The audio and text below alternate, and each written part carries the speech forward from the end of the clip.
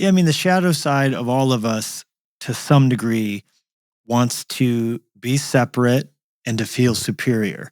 I'm sure other people at times have seen it and it's come across as, wow, there's a real need, which just strips the ministry of its power, because the moment you set out to impress, you cease to be able to bless. Welcome to the Carey Nieuwhof Leadership Podcast on YouTube. I'm so glad you joined us today. We are going to talk about midlife crisis.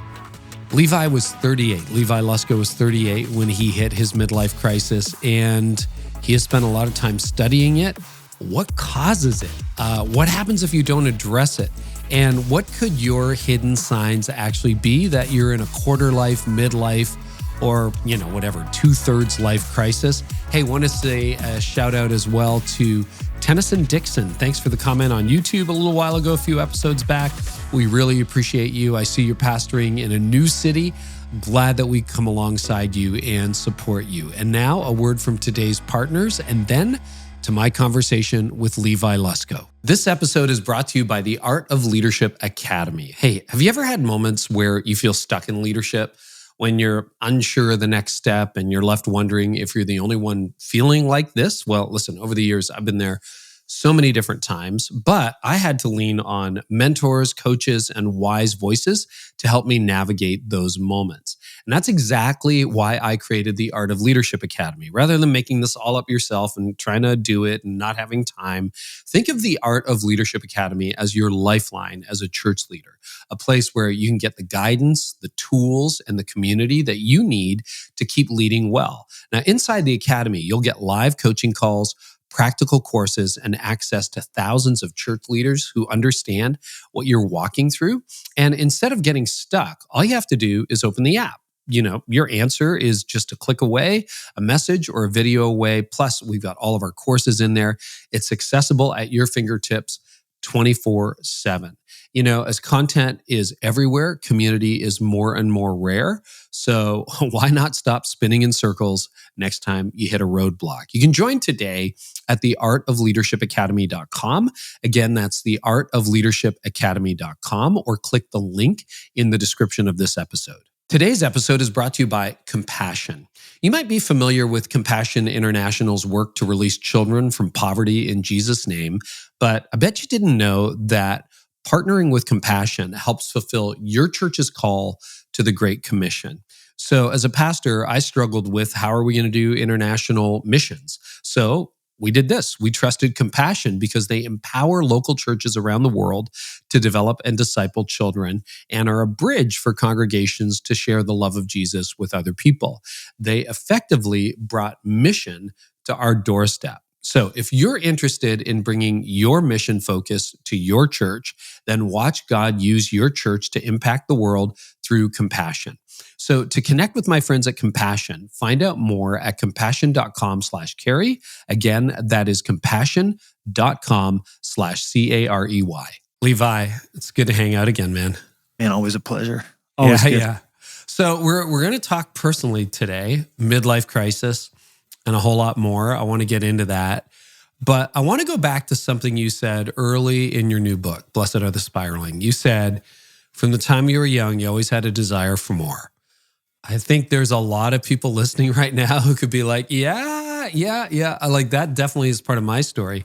How did it become part of your story? Where did this desire for more come from? Yeah, I think it's nature and nurture, both sides for me, because my nature, my predisposition is go. I wake up ready to, get coffee, then search and destroy. Like I'm going hard always early. And I've been an early riser. Like I have a memory of being up at 5:30 a.m. in 5th grade to watch cartoons. And I would wake up with no alarm, 5:30, it's time for cartoons. I'd go out to the TV, and it was back then when we had like 5 channels. Yeah. But my favorite was the Cowboys of Moo Mesa, which I went back and watched it on YouTube recently. It has not held up. These are they're cows, but cowboys. They're cowboys. And they do cowboy work, but they're the cows. It's very strange.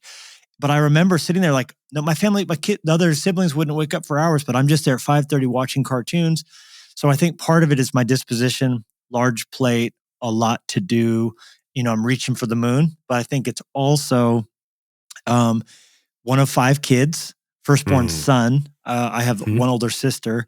And in our family, like I see little kids today that are picky eaters, and I laugh because in my house, if you were a picky eater, that would just mean you go to bed hungry. Yeah, my you mom, starve. She made what she made, and there was eat if you're going to eat. Seconds was not going to happen. And so I think partially the nurture aspect of it led to me just, if you want attention, you got to do something. You got to be funny. You got, there's just finite attention going around. Not to shame my parents in any way, but we were all just trying to get what we could get.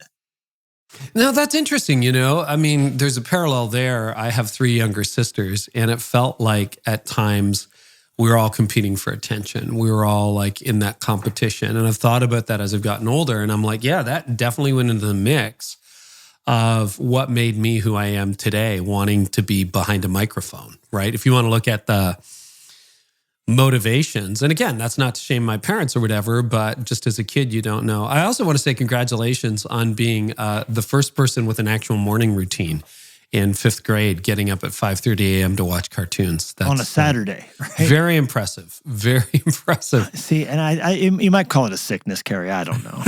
Okay. What were some other early influences that shaped the Levi that you become? Foremost in this would be my dad.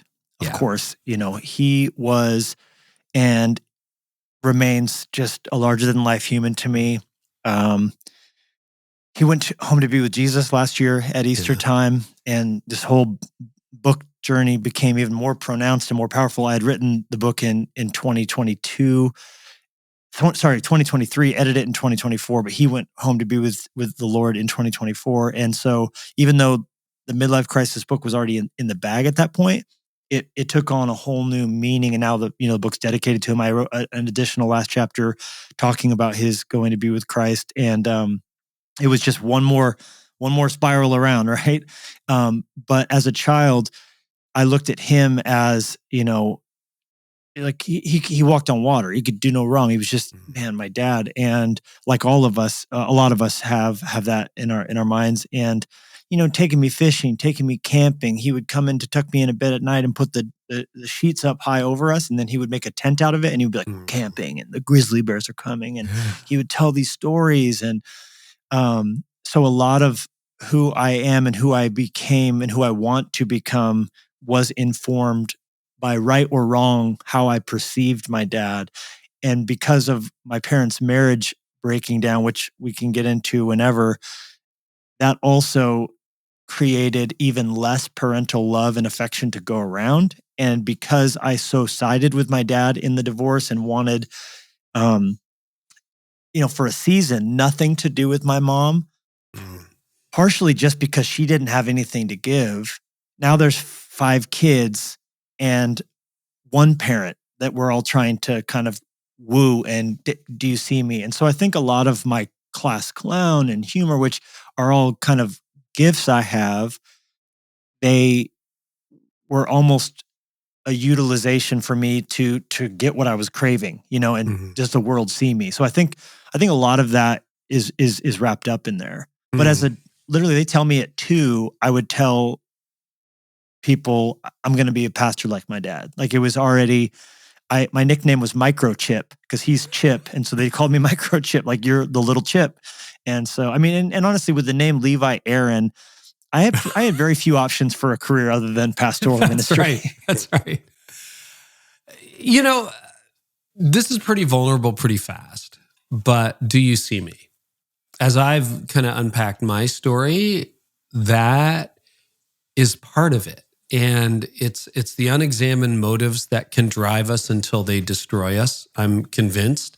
And one of my unexamined motives until easily the last decade was, I walked into a radio station at 16. It's like, hire me. Why did I want to be behind the microphone? I don't know. Then I wanted to be in law and court. I wanted to win all the time. Then I went into ministry, preach, fast-growing church. God used it. I'm not and I wasn't there. If it was a career choice, it was career suicide, basically, for me to go into ministry after law. But there was an unconscious, subconscious, do you see me? Do you see me? And, just talking candidly with you, Levi, we've known each other a number of years. sometimes I pick that up in pastors and it's undiagnosed. It's kind of like, do you not see how needy you seem from the platform? And I'm sure at times I seem needy. Do you want to talk just honestly about what kind of factor that has been in your life, that drive to be noticed, the drive to attention, the drive to like, do you see me? Do you see me now? Do you see me now? Yeah, for sure. Yeah, I mean, the shadow side of all of us to some degree wants to be separate and to feel superior. And so we can all look to certain things to kind of give us those drive, even without even noticing we're doing it. And I do think it's funny because it's an unguarded strength that becomes the double weakness. So it's often not the bad things, but the good things that then they become exaggerated caricatures almost. So I think I do have whatever gifts and talents and predisposition like you do to microphone work and also my dad owned and operated radio stations. So I grew up in radio booths. So I feel so much more comfortable in a booth, in a radio station. Some of my most vivid memories are him frantically reaching for his car phone to call the station operator if he turned on to one of his stations and there was dead air. Oh, yeah, that was the cardinal sin of radio, man. Yeah, you don't have dead air. You don't have dead air. Yeah, and so I think, that environment I was in gave that. So all my siblings, all to some degree or another, except for my little sister, have all ended up in kind of like a public eye, which is because what we were raised in, steeped in. There's the giftedness, but then I think you combine that with wounds. And so all of a sudden it's like, okay, I see how I can get a laugh. I see how I can get attention. So now my need to feel separate, to feel superior, I can look to these things in an unhealthy way. And all of a sudden my shadow gets twice as long because I'm not aware of it and my back's to the sun. And so now there it is off into the distance. And, I'm sure other people at times have seen it and it's come across as, wow, there's a real need, which just strips the ministry of its power, because the moment you set out to impress, you cease to be able to bless. Because you're now looking to those you're seeking to impart to take from. And so in that exchange, that's why Jesus said, I don't need anything from you. I've come out of a full place to bless you, right? The brother's like, hey, go to Jerusalem and show off. And he's like, if I did it to do that, if I jumped off the temple to get the crowd's attention, I would be looking for validation. And external validation is not the source of, it's the Father's affection. And out of a full place, I now can impart to you. And so I think for a long time, I was unaware of wounds. I was unaware of needs. And so there was a sense in which I was imposing my need on people I was there to serve and pulling from. And it, caught up with me. Yeah. I mean, thank you for being open to that conversation, because I look back on my younger self and, pre-burnout, and I wasn't aware of it at the time, but like there was a real drive, and church growth was like a drug. Do you know what I mean? Just kind of like a hit. It was like definitely dopamine, and it probably felt bigger than that. When you look at you starting out in your 20s and 30s, how did that impact your leadership, positively or negatively? Mixed, right? Because like I said, the big revelation is a wound that's concealed can never be healed. Yeah. So you don't know it's there. So I didn't know how much, and it's cliche, but I was carrying and dragging along with me from childhood. And so being unaware of it, it was that Carl Jung quote, until the subconscious becomes conscious, it will run your life subconsciously. So it's almost like you don't even know it's happening. So True. In my 20s and my 30s, I would say I was not aware of the extent to which there was rattling around wounds, gaping wounds that were there. Nixon, really it was the Ling Chi, death by 1,000 paper cuts, that method of Chinese execution where they would just put one cut, and eventually it's lethal. None of them are fatal. I did not know that was a real thing. I thought that was an expression. Wow. Oh no, that's a real thing, man. Ling Chi, I think it is. We'll have to fact check that for the show notes, but I believe that's what it's called. Fact check. Okay. Wow. Death by 1,000 paper cuts. Yeah. Keep Death going. by 1,000 was real for me. They were all there. And yet, because I didn't know they were there, my calling was real, Carey. My salvation was real. When the Lord said, saved at 14, whom shall I send? Who shall go for us? I raised my hand in a pure way and said, I want to do anything what God did. Because I was suicidal. I was, I was doing drugs. I was 13 years old, addicted to pornography, empty, smoking cigarettes with asthma. Like that makes no, like puffer in one hand, a menthol cigarette in the other, outside, like so searching. And when I came to know Christ at my summer camp of my freshman year in high school, my eyes were open to the warmth and the love of Christ outside of religion. And that salvation was real. And my raising my hand, like I'll do anything to tell people about the Jesus who brought hope to me, that was real. So when God called us at the age of 22 and 23, Jenny and I, to start Fresh Life, which is so we're 2 years married, have a 1-year-old child. We're pregnant with a second, but don't know about it. And now we're senior pastors of a local church that begins exploding. And I'm unaware of wounds that are like a ticking time bomb. So instantly to be thrust into notoriety, which is the way I will refer to what happened next, the conditions were ripe, like a perfect storm system, for me then to utilize whatever platform God began to open up for us in a healthy and unhealthy way. Yeah. Yeah. I mean, my undiagnosed stuff definitely had an impact on our marriage. Tony would be like, what is driving you? Like, what is going on? Why are you never satisfied? Which is still, honestly, transparently, a little bit of my personality today, Levi.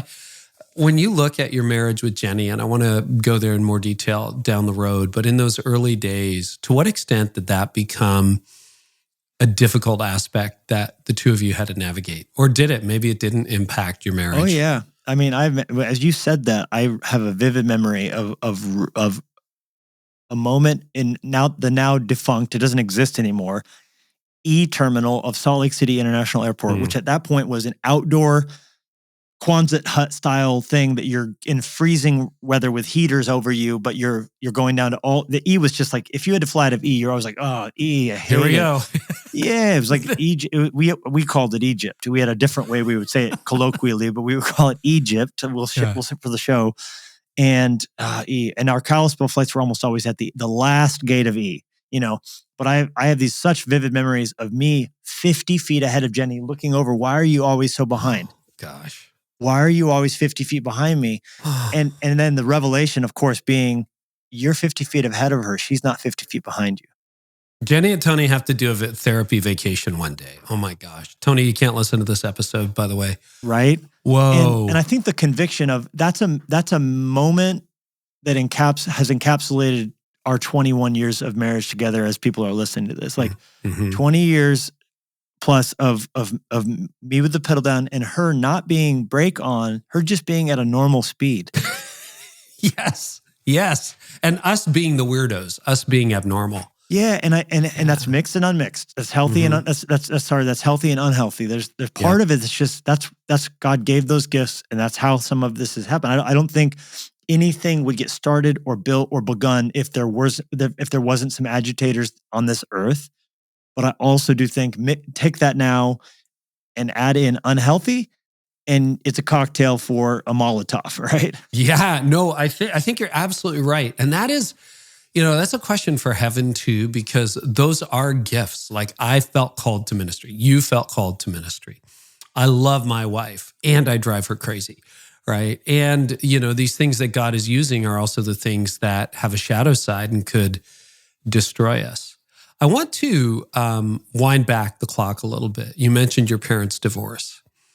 Can you walk us through the impact that had on you formatively? Now I can. Sure. If you would have met me at 35 or 25 and said, hey, your parents got divorced when you were young, what impact did that have on you? I would have literally I could have passed a polygraph test and said, oh, it was hard, but God was there. And little or no impact on my life. And I see now from 42 how wrong that statement would be.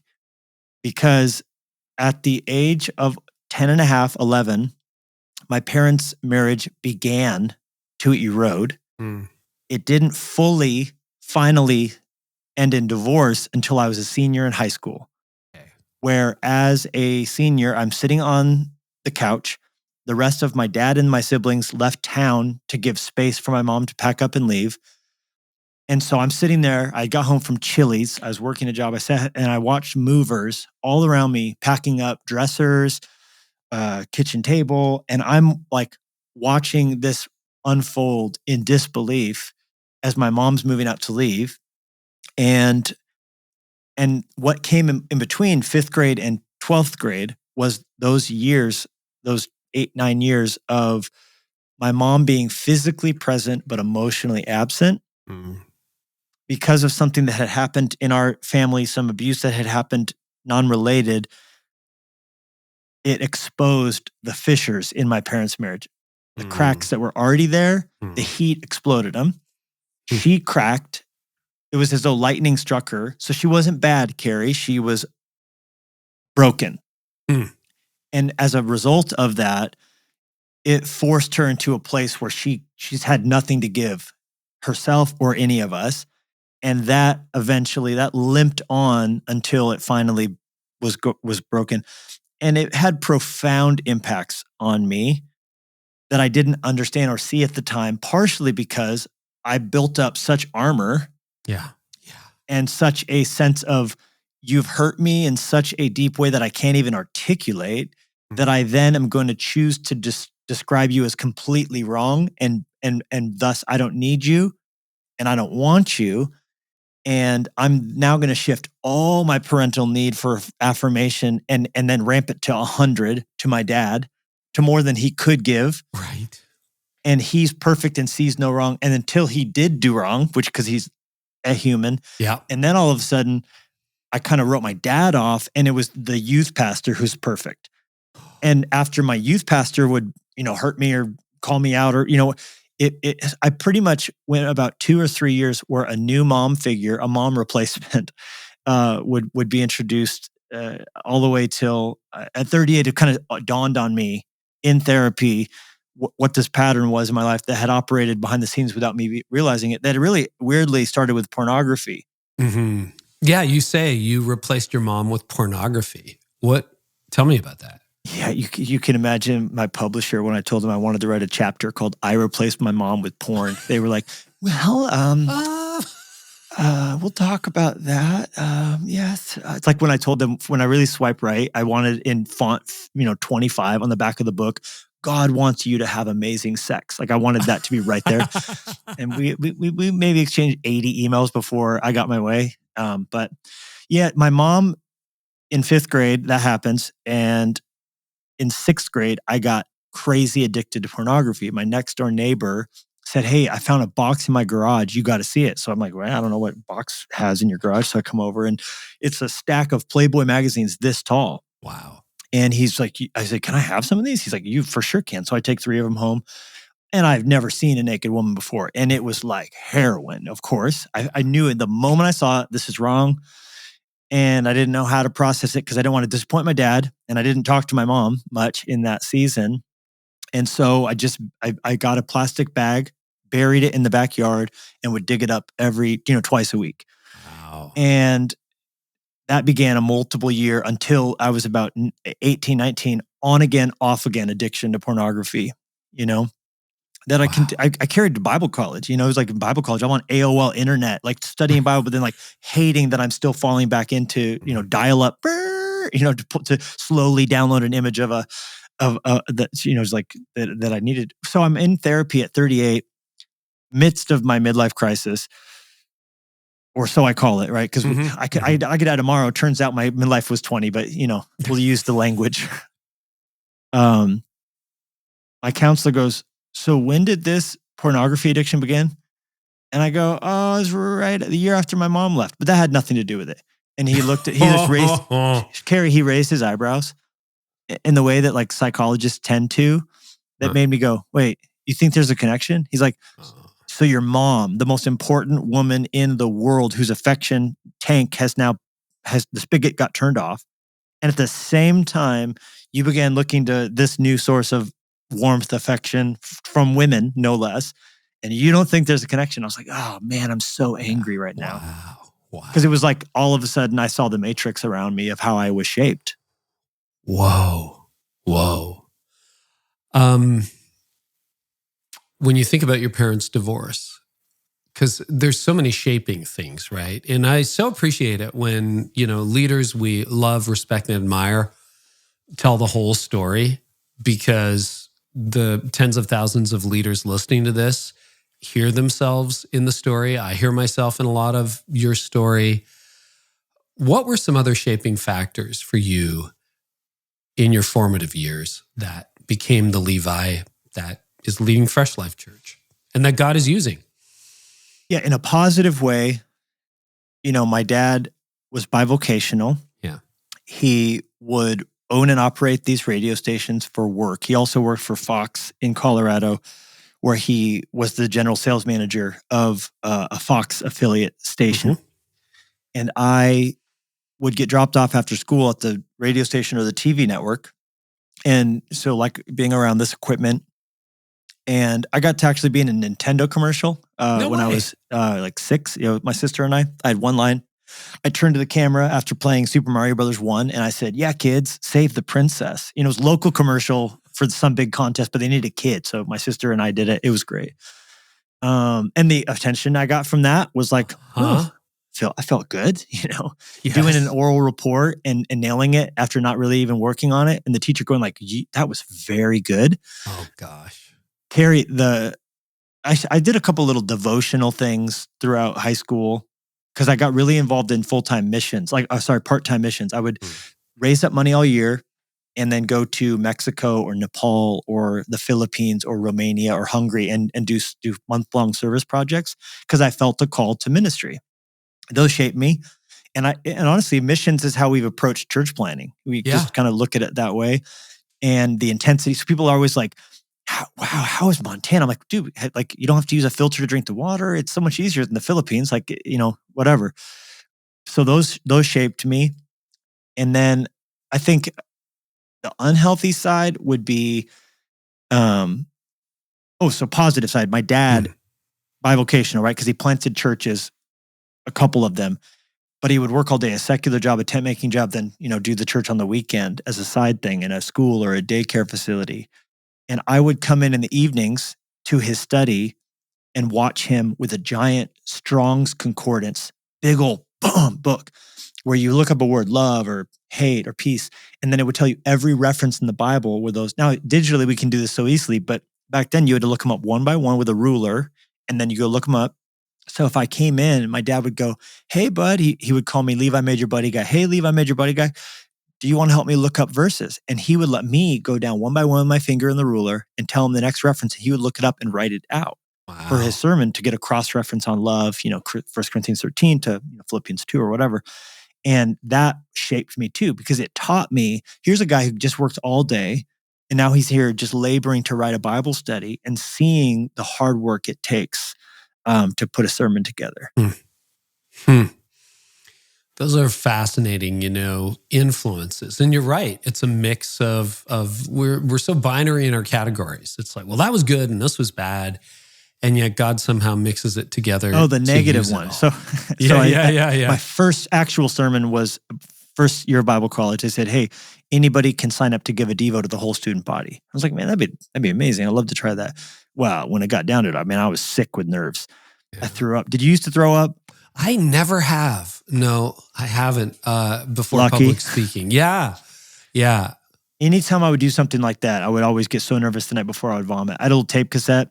I stayed up all night. I would do my sermon into the tape recorder, then listen it back, and then redo it, make changes. So I took it so seriously as the point for a 20-minute Devo. But then when I got up there, I was so nervous. Instead of open your Bibles, I said open your Bibbles. And then I was like kicking myself the rest of the day. Thank goodness there's no social media then. But from that moment forward, it went pretty good. I was Isaiah 6. The sermon was titled, Who's Your Uzziah? Uzziah died. Isaiah saw the Lord. Who would have to die in your life to see the Lord? Oh. All right. And it went good. I got into a flow, felt that, the Holy Spirit, that unction, Spurgeon call, I felt that. And it felt like the room came with me. Got, where it gets real still. And I got done, rushed off the stage, went straight to the bathroom. just splash water on my face. And a guy came in and grabbed me by the shoulders and goes, "That was unbelievable." And I go, "Oh, thanks you. Praise God, brother." And he goes, "No." This is the stupid part. He goes, "And he meant well, but bless his heart." He goes, "Levi," it's like in that breathy Bible college voice when you give a word to somebody. Because, "Brother, I saw it. You're the next Billy Graham."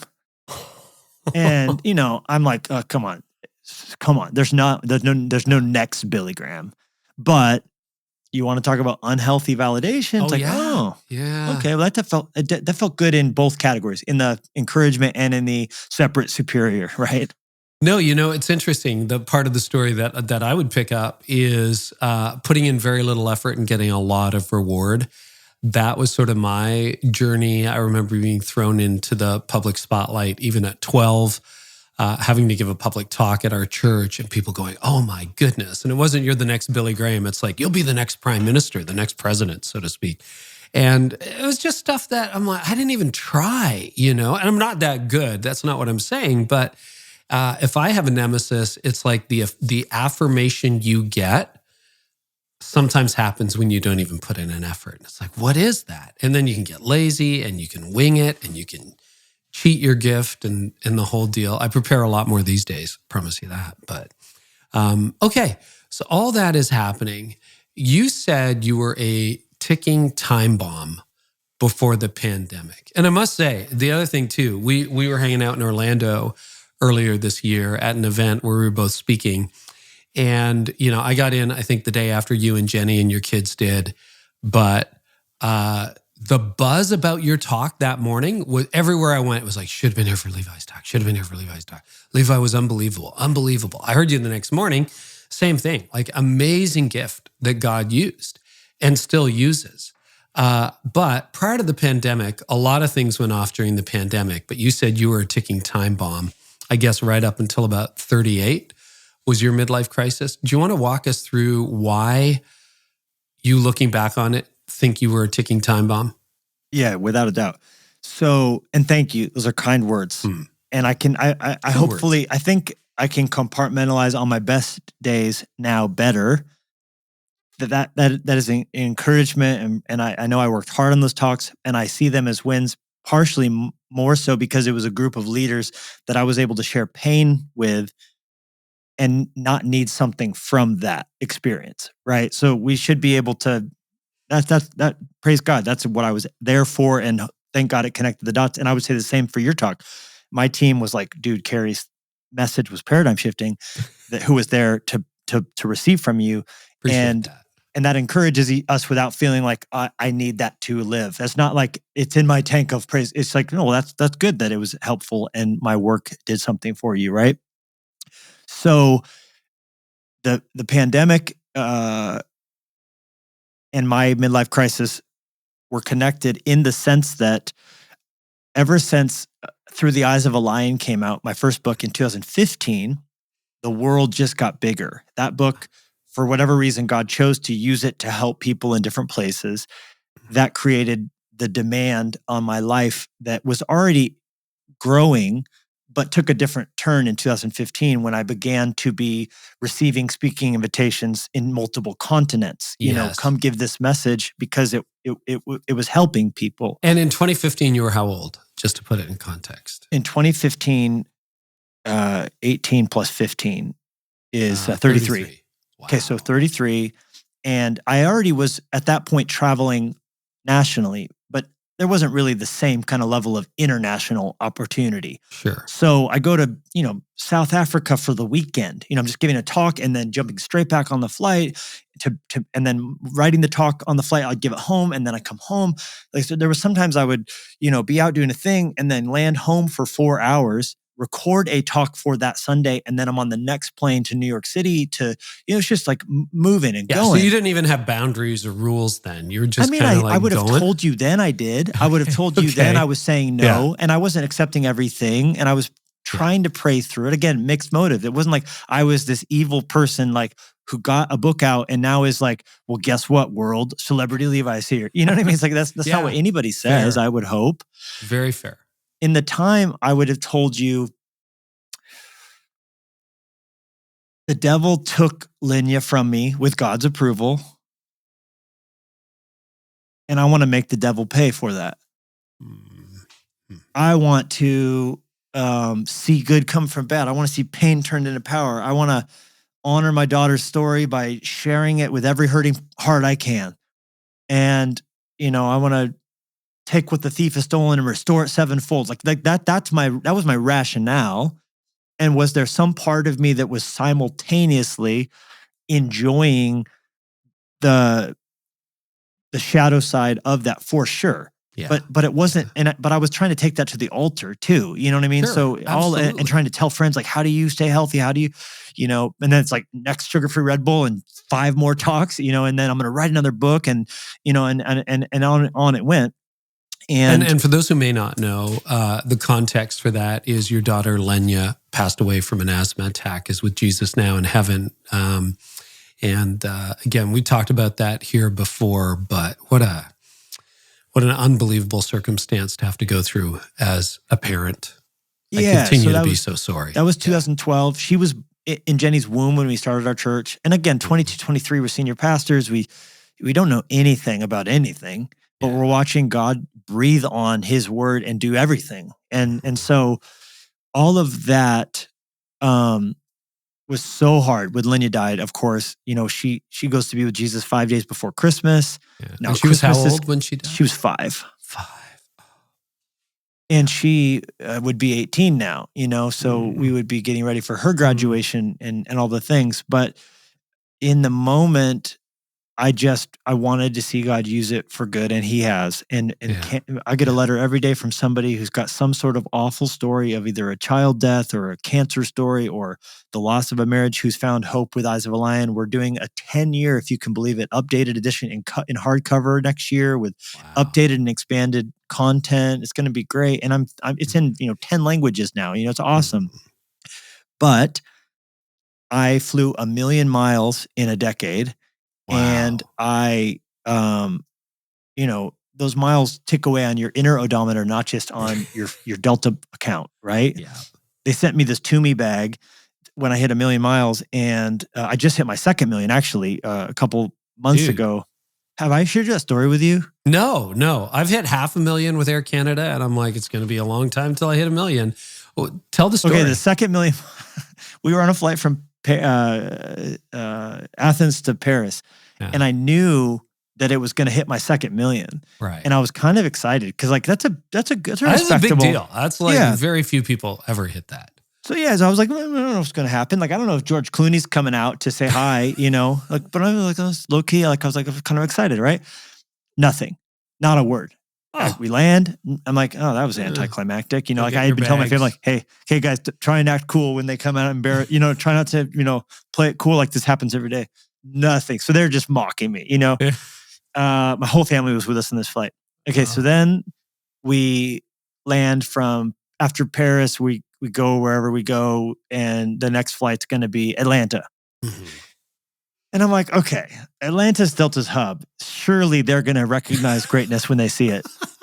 We get off the plane. Carey, I'm not joking. There's a woman, the red, purple. They're wearing purple now, purple outfits, and they got a sign. Congratulations, 2 million miles. Balloons, a bag. And I'm like, well, this is it. This is the moment I've been waiting for. And so I walk up to them. We were not in first class. We were just behind first class. So when we get off, very few people had gotten off. And I go, oh, hey, and she goes, oh my gosh, it's you. And I go, yeah, just trying to hey, look, let's just keep this, chill. I don't need paparazzi showing up here, right? She goes, are you Mr. Garcia? I go, Garcia? No, I'm Levi Lusko, right? Have you not read my best-selling, and she goes, oh, no. Get out of the way. We got to be ready for Mr. Garcia. And so she scoots me off to the side. And I'm like, what in the world? What in the actual world? What are the odds that on the same trip, Mr. Garcia hits 2 million? And somehow Delta, if anyone from Delta is listening, to the present day, I never got a balloon. I never got a parade. They did send me an email. About a month later, I got an email saying, hey, congratulations on reaching this milestone. Would you like either a plaque for your desk or like a leather briefcase? So but I was laughing so hard because I just wanted that parade more than I could tell you. You know what? When you're in the air a lot, I have top tier with Air Canada. They're supposed to do certain things, and when they don't, I have like a little succotash inside my head, and I realize it's so ridiculous. So yeah, I wish totally I could say relate that I'm a big enough person that it didn't mean anything to me, but it really did, and I'm super salty about it. I'm not that big a person either. So I don't remember what the question was. Feel for it. Ticking time bomb. Oh yeah, ticking time bomb. That's right. That and then all the childhood undiagnosed wounds. Those, which not weirdly, getting your 2 million miles. And no, I'm at a healthy place. I'm at a healthy place now. Can't you tell? Yeah, I can tell. And I had a lot of empathy for that story. But weirdly, Linya was the least of my worries, that wound. Not to say that that's not a serious thing, and not to say I don't still have healing to do, which I do. Yeah. Wait till Livy gets married. Wait till Lennox gets married, and she's not there. That'll be a whole new level. But because that was so gaping, it got our undivided attention. Yes. And after Linya went to heaven, there was not if I could talk to a counselor, if I could talk to a pastor, like I knew our marriage was hanging on by a thread, because how many stories of a child death ends up with the marriage breaking up? The statistics are the very stats bleak. are off the chart. They're very bad. So I knew I needed to focus on our marriage. I needed to focus on my health. But what I never really did was ask the right question. What long historic wound? Because I think partially I've just been annoyed by how many people are like, my childhood trauma, like. Yeah, I do. I get it. Okay, so you had all these undiagnosed things, and then what started to happen? Did you hit a wall? Was it like one morning you woke up and you were not okay? Was it a slide into a crisis? Because what I've realized on the other side of telling my burnout story now for over 15 years is a lot of people don't even realize they're probably heading directly into burnout. And when they see the symptoms, they're like, uh-oh. What was your wake-up call? Instantaneous, overnight, on a dime. Oh, wow. Like a flip switching, Carey. Yeah. Like your surge protector goes in your garage and now there's no lights on that circuit anymore. My wife had released her first book, and I was about to have an extended break because I had preached from, the pandemic was mid-March? Yeah. Till I did every week until May, which is unusual for me. I normally would take the odd break here and there, but from March till May, I think I did, whatever, 13 or whatever the amount of Sundays was. The world shut down, and a lot of people were in that boat. Yeah. Well, and we needed to be experts on everything there was: race, vaccine, masks. You know what I mean? Like politics. So it's like I had to have, like every other pastor, some informed answer to every. And I made lots of mistakes, and we didn't need to get on all that, but I did that, and I led as well as I could. And then my wife's now about to do 4 weeks of preaching around her book that's out, and I was like, oh my gosh, I get to have a break. This is going to be great. First night, 2 a.m., panic attack, heart probably 185, hands sweating, confused, suicidal ideation. Nothing's going to be okay. Tried to read the Bible. It was all floating like symbols. Tried to put on a sermon from Louis Giglio. It didn't help me. I wake up Jenny terrified. I almost said to her, I need you to call the police. I need you to get help. I don't know what's going on. I don't know if I'm going to hurt myself. She prayed with me, encouraged with me all through that first night. And that was the beginning of me realizing, the way a counselor described it to me is, you don't feel the effects of war when you're in it. It's when you come back home, you start to unpack what you experience, because your brain has a way of protecting itself so you can continue to soldier on. I think for all the years from 15 till 2020, those 5 years in particular, I think because there was the adrenalized state that almost never ended, it all just stayed in adrenaline and next thing. And then when I now was like, oh, I have a month off with no preaching, I have really nowhere to go, I'm not going to get on an airplane, my body began to feel all of that. How long did the symptoms last? That's a good question. For sure until August. May to August was when I really was terrified, because it wasn't just the nights where it would happen. It was the nights in between where it didn't, but I'm on eggshells. Mm-hmm. And I felt every night coming up the stairs to my bedroom, this sense of, is tonight going to be one of those nights? Yeah.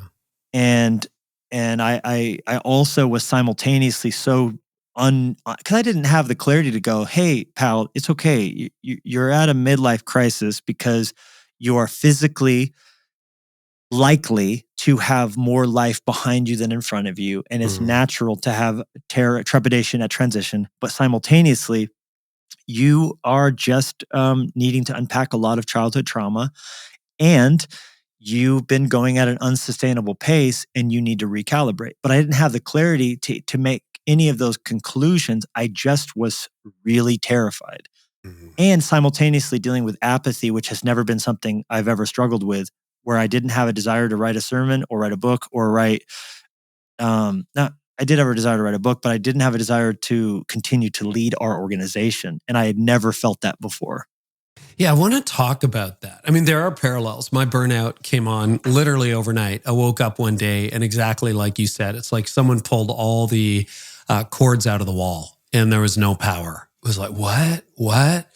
And apathy, lethargy, no motivation, no energy, no joy. I didn't have the panic attacks and the palpitations, but just like, powered down.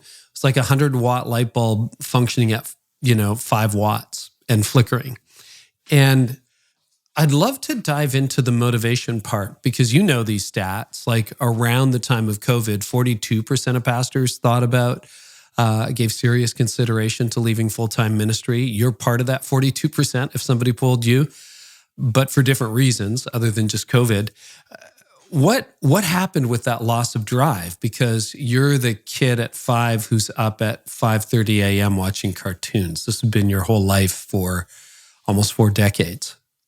Yeah, I think, let's say you were playing basketball and all of a sudden you blinked and you all of a sudden were on a lacrosse field, but you were continuing to try and play basketball. You would do the same thing, but it wouldn't get the same score, validation out of it, right? Yeah. I think I was naturally, because of where I was at in life, supposed to be playing lacrosse, but I was still trying to play basketball.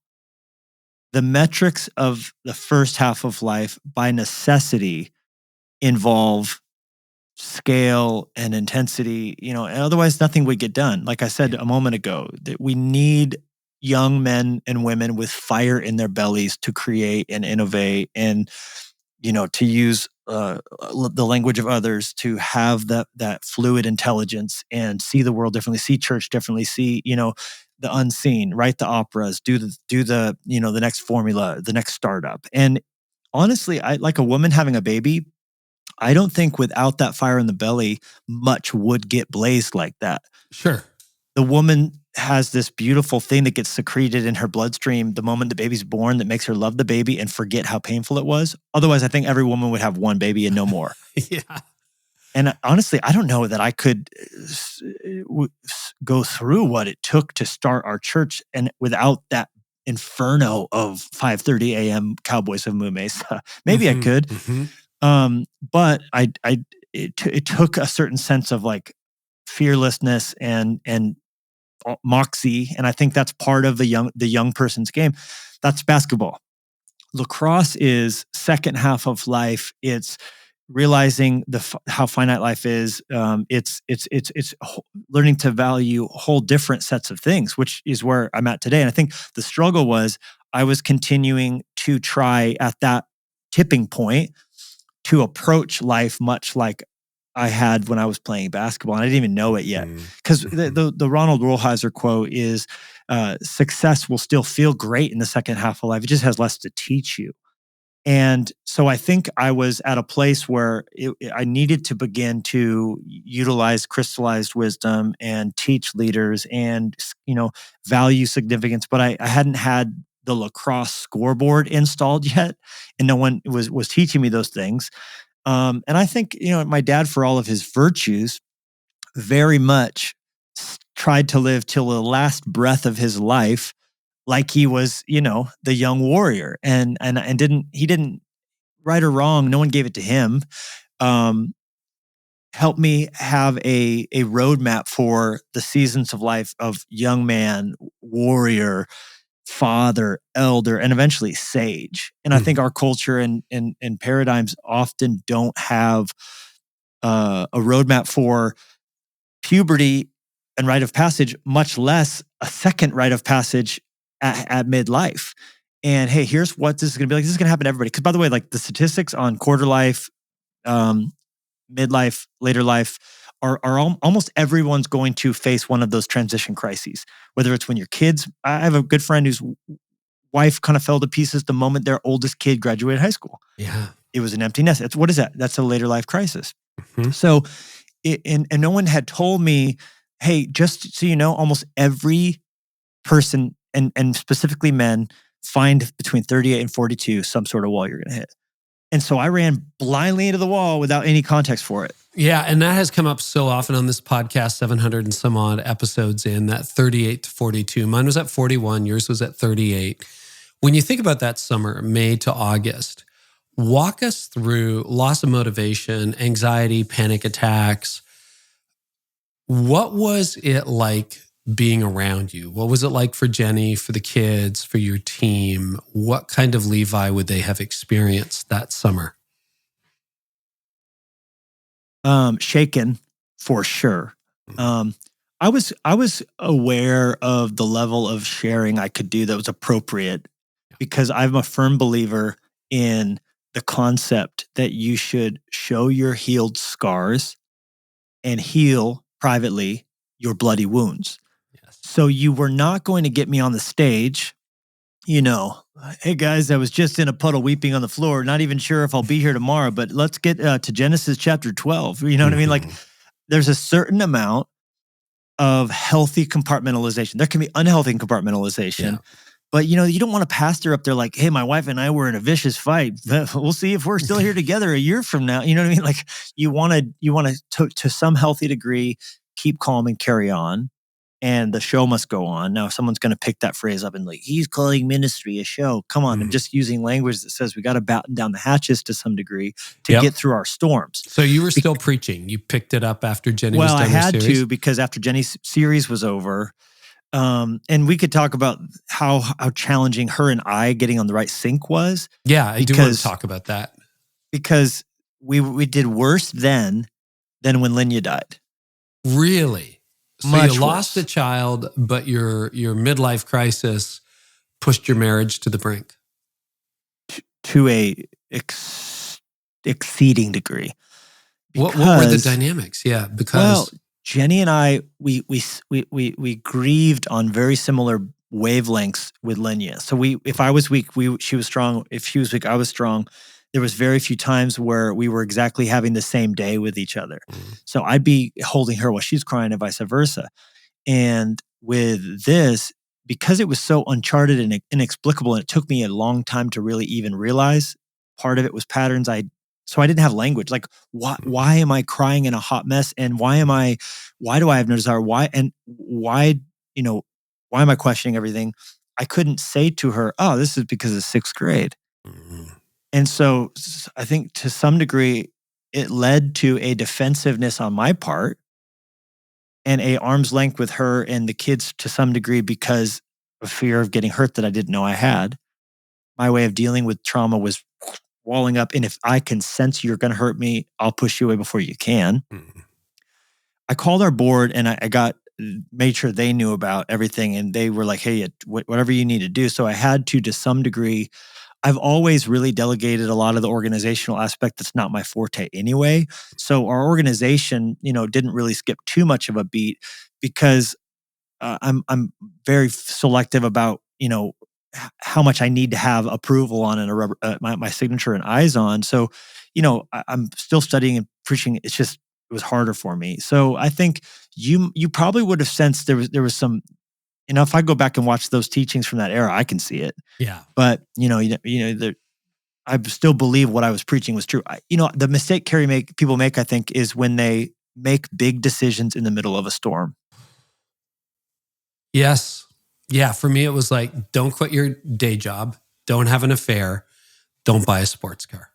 Those were the three. My calling is bigger than my current challenge. And I've always believed that. Mm-hmm. So I'm going to keep rowing to the other side because Jesus said, go to the other side and not in the middle, stop and go, we're going to die. So I think there was some sense of that in me. And I was getting good wisdom from people going, hey, just keep rowing, keep preaching, keep leading. You're going to get through. This too shall pass to some degree. And so I'm really grateful for that because I could have made some awful decision there. How did you and Jenny navigate that, get through that season? A lot of time, a lot of prayer, a lot of counseling, both joint and separately. We both did continued to meet with our marriage counselor. And then I also began meeting with a psychologist. I met with my doctor. I looked at every substance I was putting into my body and evaluated it from the pre-workout to, how much coffee, to how much rest, to alcohol, to other caffeine. And then gave myself permission to not land at 9 a.m. on a red eye, preach at 2, be on the 7 p.m. On the advice of a counselor, you'll notice like you saw us, like I would get in the day before, have leisure on the day and on the thing afterwards. I'm going to say no more to the ancillary dinner. You know what I mean? It would be nice to see you. Totally reading my mail on that one. Yeah. It's like, because you have to have margin in your life. You have to take care of yourself. And anything else on that season of your life that you think you want to talk about or that would be helpful for leaders listening? Yeah. It all was holistically looking at and connecting the dots on what got me into that, what we needed to change to not build for when I turned 50 or 60, to have the lacrosse scoreboard involved, right? To understand the season of life I was in, the one I was heading into, and then even having a level of excitement for the one coming after that. All the way to stepping into life, meeting Jesus. I think the shame that sometimes we put on needing medicine, I had to deal with, because for a time I had to keep Xanax around if I had a panic attack to at least dull the level of alarms going off in my head. And I didn't take anything ongoing after that, but if I would have been happy to do so. And I think giving Jenny permission, because and I won't speak for her, because she was going through something similar but different as a woman turning 38, that made it challenging for us, because there was one moment where I was like having this panic attack, crying, and I just said, Jenny, like, I need you right now. And she said, and this is what scared me, I don't have anything to give you. And I think we both looked at each other, and neither of us had any spare bandwidth to lend. Wow. And so I think that scared me a lot. Yeah. And so we both took the time that we needed to process with community, with physical, mental, emotional, and spiritual, holistic healing, and then began to move forward from there. So I guess I would just say you have to be patient with yourself. You have to be patient with other people. But when I hit, because the first panic attack was like May 4th of 2020. When I got to my birthday, May 7th, 2021, I've never been one to throw birthday parties for myself. But I told Jenny I wasn't done with it. It took 2 full years, I would say, was the whole period. The worst of it was that first summer. But when I got to my birthday and I was starting to see light at the end of that tunnel, I was still shaky. Actually, I remember feeling like maybe I would have a slight panic attack right before I gave this little speech at my birthday party. But I got up and I bought a special Hawaiian shirt, and I was like, I had my friends there and family there. And I said, I just want to just praise God, because I'm here. A year ago, everything looked uncertain, and I'm here.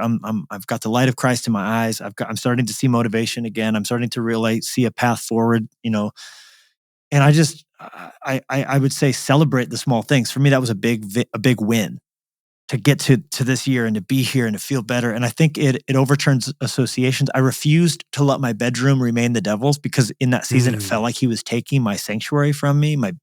And so I just kind of, like the perfume poured out that made the prostitute smell the smell of that essence differently, because it's now associated with Jesus' feet, not just some man who's taking something from her. Choosing to overturn those associations helped me, and I would encourage others to do the same. You just glanced off it twice, but suicidal ideation, What happened there? It's different than intention, I'm told. Okay. Suicidal intention looks like I want to kill myself. I hate life. That was me in 6th grade. Intention. I actually began to think about it. Ideation is a form of anxiety that incorrectly is prophesying a future you're afraid of. Okay. Afraid I'm going to run out of money. We're going to have a stock market, whatever. Like that's anxiety. I'm afraid something's going to happen to my daughter driving to school. That's anxiety. You're creating a future that you're scared of. My greatest fear, having someone like my mom hurt me so young, got pushed to my dad, got pushed to the next youth pastor, got pushed to the next mentor. The inevitable conclusion was if someone's going to hurt me, I have to push them away so that I don't get hurt. And who greater to let me down and hurt me than me? And so my fears of myself taking my life and now imagining it in every vivid way possible. During my first panic attack, I had this vision of me hanging from the TRX straps in my gym by my neck. And it was like I could visually see it. Oof. And I'm trying to argue with myself going, oh no, I would never do that. I love my life. I love my wife. I would do that would harm every person I've led to faith in Christ, every person who's ever read a book, how much damage. And that gets me even revved up more. And it's almost this image of I'm going to let myself down. So now I need to protect myself from me. And so in understanding why that was happening, my tactic changed from trying to argue with me that I would never do that to me. And by the way, my first youth pastor committed suicide. Another thing that came up in counseling. My very first middle school youth pastor took his life. So that's partially there too. And I discovered that in therapy. I hadn't even thought about that in forever. And I actually had to call up the guy who told me about it and like process it with him to get closure on that loop. Hey, when you told me about it, because I was already back in high school, but he was my middle school pastor. So instead of arguing with me, I put my hand on my shoulder and go, hey man, that's so scary that you're thinking that. Wow. But of course that's scary. And no, you wouldn't. So like, it's okay that you feel scared right now. What else is under this? Because it was usually not connected to that. It was something else I was nervous about, and the agitation that at one point was churning up sexual desire for numbing was now making me just feel better to bite the canker sore of this fear. And so it's like, let's not go on Instagram. Let's not go on Amazon and buy something. Let's not worry about suicide or look at porn. Let's like, oh, you're right. I'm just frustrated. You know what I mean? Like just, it was the thing under the thing. You lost your dad recently. Kind of skipping ahead a little bit. What was the impact on you? And I mean, I kind of tracked a bit on social media with that. My dad's still alive. I've got a lot of friends who have lost a parent. That's got to be so difficult. And I'm so sorry. Thank you. I'm so grateful, Carey, that I had the chance for a couple years to do all this deep work prior to his. It's just crazy how it all unfolded. I finished the manuscript for this book, and 1 year to the day of finishing the manuscript, he was diagnosed with cancer. 2 years to the day I finished the book, he was in heaven. And so I had closed a book on my next season of life and my next evolution as a human in growth, in spiraling, in seasons, in midlife. And it all now becomes echoes with my father, who's this formative figure in my life, who goes to be with Christ. And so I had the chance, after dealing with all those things, to have some really hard conversations with him that were healing for both of us. And it put me at a perspective to appreciate, without idolizing or demonizing him, the journeys of life and talking through. And he made me the executor of his will, and I got to walk with him. It was a great honor to walk with him through those difficult days. You know, my dad moaning in my arms, apologizing for me being put out by having to hold him, but then him squirming and trying to say, I don't know what to do, and crying, and the chemo sickness and the pain medication not working. And it was very hard to watch him melt in front of me in that year. But also because I was at a more healed place, I think I was able to appreciate the beauty of what he was teaching me, even as he left this world. It was another echo, another spiral up, not down. And because I really do believe, just so we can spiral down, we always say that the big message of the book is that you don't just have to spiral down, you can spiral up. And there's praise in your spirals, and there's growth in your spirals, and there's development. And so I'm still to this day mourning the loss of my father. I think about him every day. I used to call him every single day. And so losing that friendship that I had with him has been very challenging, but it also has just given a new meaning to the mission, which is for me now the significance of sharing my scars and helping other people, and not just success, You do mention in the book getting older, that this is the apex of your life. 40, maybe I'll live 80. We never know how long we're going to live. But you talk about decline. And, I read pretty widely, lots of conversations. Not a lot of people talk about decline. And by the time this airs, will have had a big birthday this year. And I'm like, oh yeah, 60 is different than 50 is different than 40. And, you feel differently inside. On the one hand, I feel great. On the other hand, yeah, clearly I'm 6 decades into this thing. How has going through all of this over the last 4 or 5 years made you rethink aging in the season of life that you're in? It was said at some point, I can't recall where I first came across it. Life is 3 seasons, 3 containers. The first, you're trying to build a container. The second, you need to fill your container. And the third, you have to prepare to both give the container and its contents away. Wow. So if you think about life like Alexander the Great did, which is just, how big can my kingdom be? You're trying to live endlessly in the first container. It's got to be bigger, bigger, bigger. So many leaders are there, dude. So many leaders are there. You're many 72 followers? And still trying to prove yourself. What are my podcast numbers? How big's my church? And then you can die in the pulpit like that, gripping it, like Alexander. And what did he do? Alexander cried at 33 because there was infinite worlds and he was only the Lord of one. Or as it's quoted in Die Hard, because he conquered the whole world and there was nothing left to conquer, which was Hans Gruber, but not actually history. Not what happened. He said it was Aristarchus who said there's infinite worlds. He had just been told there's more than one world. And yet he said, I'm only the Lord of one world. Because at 33, he had gone all the way to India, reached the sea. There was nothing, it was so big, but he wanted to be the Lord of a second world. And so if you live like Alexander, even if you're whatever your kingdom is, the fitness kingdom, the insurance kingdom.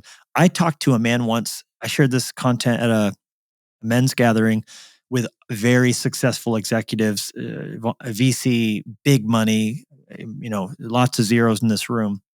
And this man said to me, I just sold a company, and the moment I affixed my signature and it was notarized, not my children, not my children's children, and not my children's children's children will ever have to want for money. And I've never been more miserable. Weeping over a kingdom you can't keep.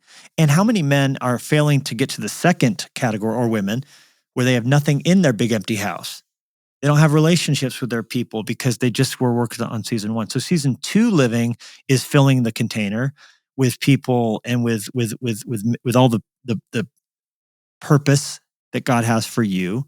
But then the neglected season is season 3, and I have to give this all away. So even the people and the stuff in it, and all of it's got to go back in the box because I'm going to die. And I think we fail to A, accept and B, have a plan for that. 72% of Americans don't have a will and testament. Whoa, seriously? That means everything's ending in probate. And I like to joke with people. I go, hey, if you have young kids that are minors, who's gonna have your kids if you die, if you both die? And they always go, well, my aunt or my mom. And I go, no, stop. The courts will decide that. You won't. You'll have abdicated the one decision that will be the final decision you make for them. Just make a will, bro. Yeah. And so what's that if I'm trying to live like I'm not getting to season 3? And then I think in our culture, Carey, there's this other weird thing. Have you heard of the financial independence retire early thing? Oh, FIRE? Yeah, FIRE. totally. Get $1 million in the bank by 30 and go straight to season 2. Instead of getting a bigger container and using the fire in your belly to scale that company. And it's a mistake because this like freelance, dirtbagger living in a van, like go around, like I don't need to, that's actually missing out on the chance to build something to the glory of God if you're called to do it. So there is a mistake to just try and get to the second container and have your life full of good things when you could have created all these jobs and all this wealth for the kingdom, to have been a king in the sense that there's prophet, priests, and kings, all those things. So I think regardless, I think it's helpful to have a roadmap for all the seasons of life and know what season you're in, look forward to one that's coming, and know what to do about it. Levi, that's so good. I'll send it to you. It's not out yet, but when we're done, I'll shoot it over to you. I wrote a big piece on turning 60, the view from 60, that I put a lot of thought into. But I had this like existential moment of crisis. I'm pretty excited about this next decade. I'm excited about where I am. I've been through the midlife crisis. So I was feeling good, but then I started to feel this building pressure. You mentioned podcast downloads, where I'm like, well, what if it doesn't keep growing? What if I don't get the good guests? What if good people start to say no? And I had all this pressure, and I thought in the next decade, I got to preserve what I built. And I'm like, woke up one day and I'm like, no, I don't. Where did that idea come from? Like you can still reinvent yourself. You can still try new things. You don't owe it to anybody to preserve what you built. You owe it to God to take the next step in faith, whatever that might look like. And at 45, I could not have predicted my 50s. It turned out just beautifully, way better than I would have imagined. And maybe my 60s are an incredible adventure, not so much from a build, like you said, build the container, fill the container, but you're starting to give away more. You're starting to share more. You're starting to be a little, hopefully, less self-obsessed. That really, really resonates, And I would say, when you and I were chatting offline, we were talking about how you go and skin up a mountain in your skis every morning. You're still cold plunging, all that stuff. Like, dude, you're still pretty driven. So when you look at you now, 4 years on the other side of the crisis, how has your drive changed and how have you adjusted it to this season? I can't wait to read that piece you're talking about. Yeah. The beauty of a young man is his strength, or the glory, the King James says, of a young man is his strength, but the glory of an old man is his gray hair. So that means that there's a glory to both. Wow. And our culture gives us no glory to the second. No, man, they hide it or Botox it or castigate it to banish it or ridicule it. The Bible doesn't do that. The Bible has, my favorite chapter in this book is called "Become Yoda." Because the Bible has a glory of an old man, and Yoda's got value. Yoda's got worth. We're not garbage when we're old. In fact, we have all of this. All the data says we have crystallized intelligence. Arthur now. Brooks, right? Yeah. Well, yeah. Well, he's paraphrasing the work of some researchers. I think Raymond Cattell or something like that is one of them. But basically, your brain is not as good at revolutionary ideas, reimagining everything. Like that's crystallized intelligence. It peaks at like 40. And in fact, most of the big VC tech and Silicon Valley entrepreneurs, those are 20s. Nobel Peace Prize winners are 30s. It all goes down except for teachers and novelists. I think they get a little bit more time. And then, of course, professors, you can continue for a long time with that. But everyone's going to eventually slow in their ability to have that rapid fire brilliance. Crystallized intelligence actually begins to deepen and get enhanced as the other one goes. And so Yoda's got a lot more value to the Force, teaching the younglings how to wield a lightsaber. Give me one Yoda over a Luke Skywalker going mano a mano with Darth Vader. Now, we all want to be Luke Skywalker, up and to the right forever, bigger, better, all that, even though we can't. And then it hit me one day that Jesus fed the 4,000 after he fed the 5,000. Yeah. And it chafed my hide. I'm like, couldn't you have started with the 4,000, Jesus? But the numbers are both there. And I think the glory of the lesser is just as important if only 4,000 are needed. And so if my podcast or your teaching or this book, if it goes to only 4,000, not 5,000, that's okay if the 4,000 are needed. And if there comes a day now, I think I'm hopefully at a place. We've launched our movement conference post midlife crisis, which is all about young people. Because I got saved as a summer camp student. So I've poured oil on the fire of reaching young people and helping leaders, and to hopefully distill whatever crystallized intelligence I'm starting to have through those things. And then I think even just the mercy of having a plan for your last season. Most people will spend 300 hours combing through their loved one's estate, garage, storage unit. 300 hours. What a gift to give your kids and grandkids their life back through you doing some of the funeral pre-planning. Like I have, where Jenny and I are getting buried, I already bought it. You know what I mean? Like we can do all that. My kids are going to have to work. I had to go figure out where to bury my dad, all that stuff. And no shame on my dad. He didn't think he was going to die. I don't know if he ever thought he was going to die ever. You know, Tony and I have been through a very similar thing. We've lost one of the parents, and combing through all that stuff, man, that can take forever. And we're like, yeah, we're gonna purge as we go, and just line become those Yoda. things up. There we go. Yeah. I want to talk about your reclaim motivation. So lots of therapy, lots of processing, lots of prayer. You're in a different place now. I sense it. But Levi, like, as far as getting up at 5:30 a.m., skinning up a mountain and skiing down, writing sermons, writing new books, what is motivating you, and how is that different from pre-38?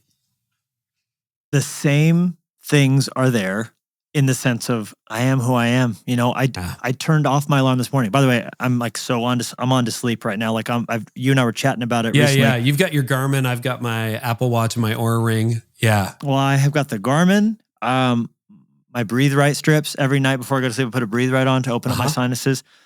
I tape my mouth. You're doing the mouth tape thing? Do the mouth tape thing. Wow. I've got Sleep 8.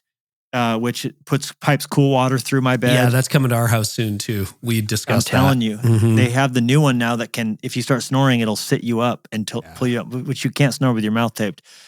And then I also stop eating 3 hours before bedtime, which is one of the biggest things, because your body processing food has to have blood flow through it. And to do that, your heart has to increase. And the biggest factor in going to sleep is your lowered heart rate. So I got 8.5 hours of good sleep. My Garmin called it an 84.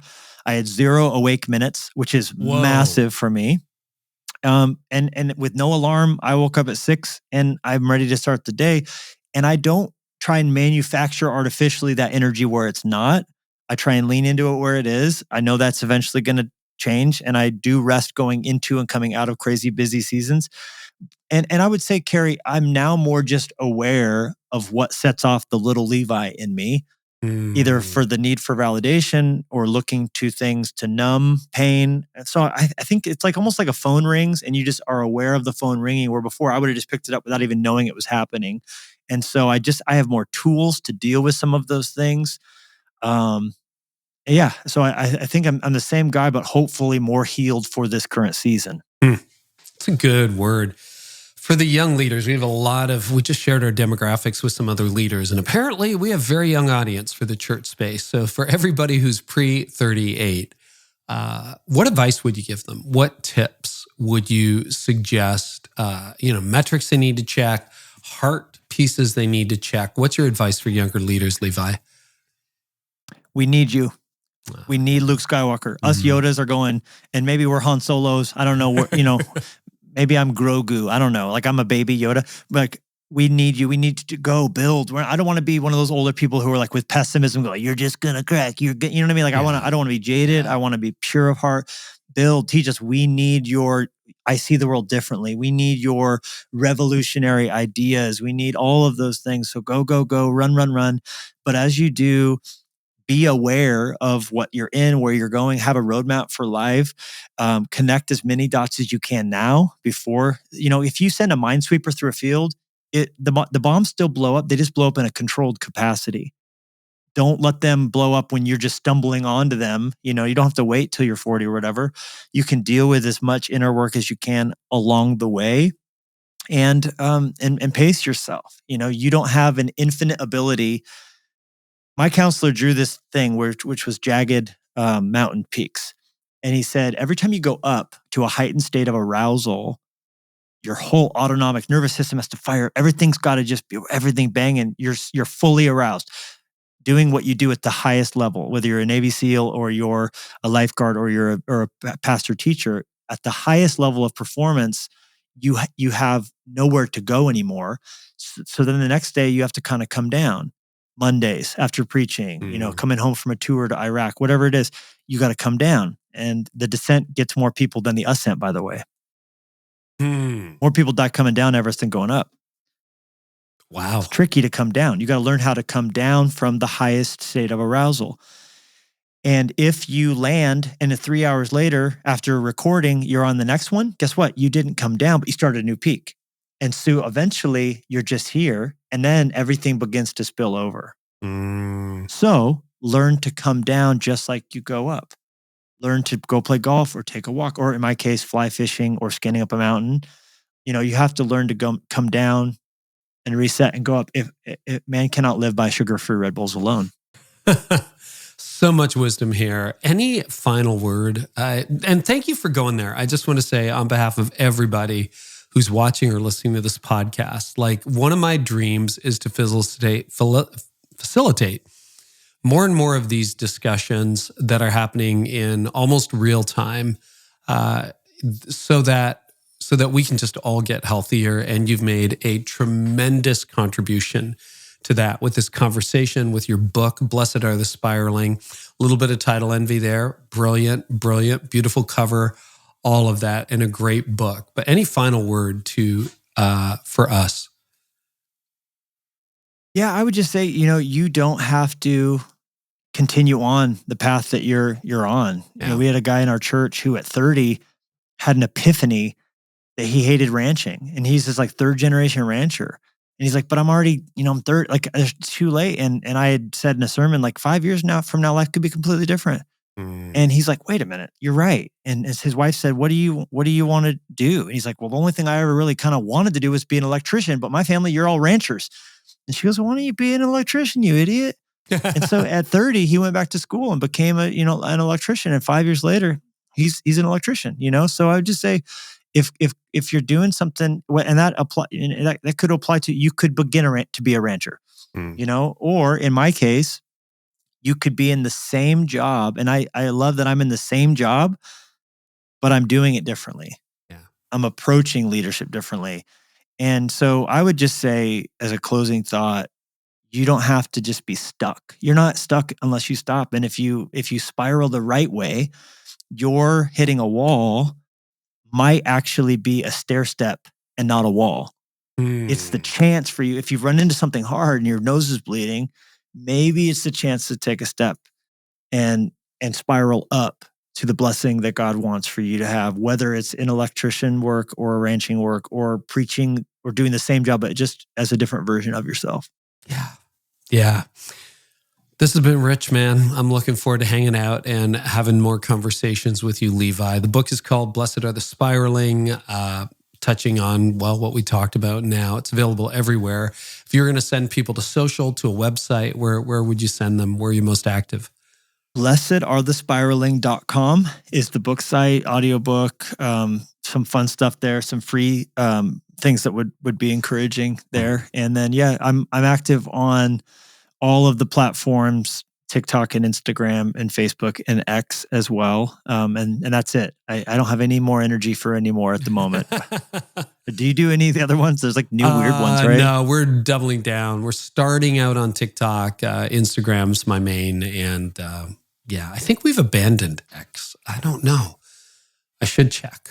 I'll tell you what, the best thing about X is Grok though, dude. Yeah, I've heard lots of great things about it, that it's the best. I have the Grok app, don't use it a lot, but. I had Grok help me with this interview.